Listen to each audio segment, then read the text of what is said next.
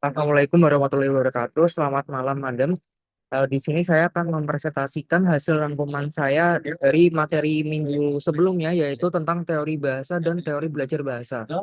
Nah, yang pertama, saya akan membahas tentang teori bahasa. Nah, teori bahasa adalah asumsi atau pandangan tentang bahasa yang menjadi dasar pengajaran bahasa.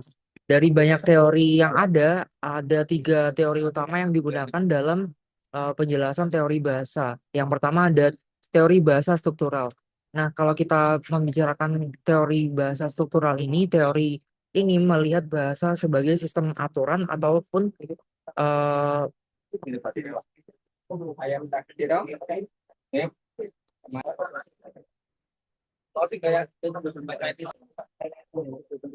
Assalamualaikum warahmatullahi wabarakatuh. Selamat malam, Madam. Di sini saya akan mempresentasikan hasil rangkuman dari materi minggu lalu yang membahas terkait materi teori bahasa dan teori belajar bahasa. Nah, yang pertama saya akan membahas teori bahasa. Teori bahasa disebutkan adalah asumsi ataupun pandangan tentang bahasa yang menjadi dasar pengajaran bahasa. Nah, dari banyak teori bahasa yang ada tiga teori bahasa utama yang digunakan. Yang pertama yaitu teori bahasa struktural. Nah, teori ini melihat bahasa sebagai sistem aturan mulai dari bunyi, kata, sampai kalimat hingga menjadi suatu kalimat bermakna. Jadi belajar bahasa ini dilakukan secara bertahap dari hal kecil seperti mempelajari bunyi atau kosakata hingga bisa membuat pola kalimat yang lebih rumit. Nah, biasanya banyak dilakukan lewat latihan-latihan pengulangan ataupun latihan secara mandiri oleh siswa ataupun belajar bahasa. Tapi kadang teori ini ketika digunakan dalam sehari-hari terasa lebih kaku dan membosankan karena fokusnya lebih ke aturan daripada komunikasi. Selanjutnya ada teori bahasa fungsional.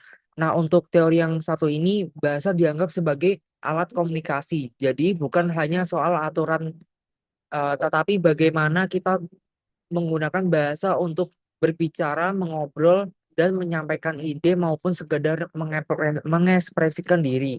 Nah, belajarnya biasanya lewat konteks nyata dalam sehari-hari, lewat percakapan dengan orang lain ataupun teman. Selanjutnya ada teori yang ketiga yaitu teori bahasa interaksional. Nah, teori ini menekankan bahwa bahasa itu sebagai alat untuk berinteraksi. Belajar bahasa berarti kita harus secara langsung menggunakannya dalam komunikasi dengan orang lain. Misalnya kita ambil contoh lewat diskusi, kelompok maupun bermain peran. Selanjutnya ada teori belajar bahasa. Nah, teori belajar bahasa ini ada tiga teori belajar yang utama, yaitu yang pertama ada teori belajar behavioristik. Menurut teori ini, belajar itu soal stimulus dan respon dari pembelajar bahasa tersebut. Jadi, banyak latihan, pengulangan, dan reward ketika benar mempengaruhi sekali dalam proses belajar bahasa. Nah, cara ini efektif untuk sistem pembelajaran bahasa lewat hafalan ataupun kadang juga lewat latihan mandiri dari pembelajar bahasa itu sendiri. Yang kedua ada teori belajar kognitif. Teori ini melihat belajar bahasa sebagai proses mental. Tokoh seperti Chomsky menyebutkan bahwa manusia itu memiliki kemampuan bawaan untuk mempelajari bahasa yang disebut LAD. Nah, fokus di sini itu bukan sekedar hafalan, tetapi juga pemahaman dan kreativitas dari pembelajar bahasa untuk eh, memahami dari teori-teori bahasa yang ada. Selanjutnya ada yang ketiga, teori humanistik. Nah, teori ini menekankan pada perasaan dan motivasi siswa dalam proses pembelajaran bahasa. Belajar bahasa akan lebih mudah ketika suasana kelas nyaman, santai, dan membuat siswanya percaya diri.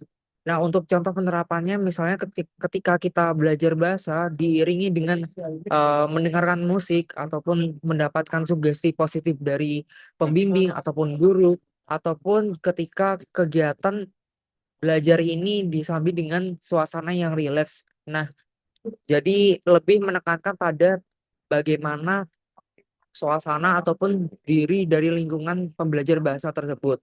Selanjutnya ada penekanan dari pengajaran bahasa gitu ya. Prancis ini ataupun contoh dari penerapan teori-teori yang ada.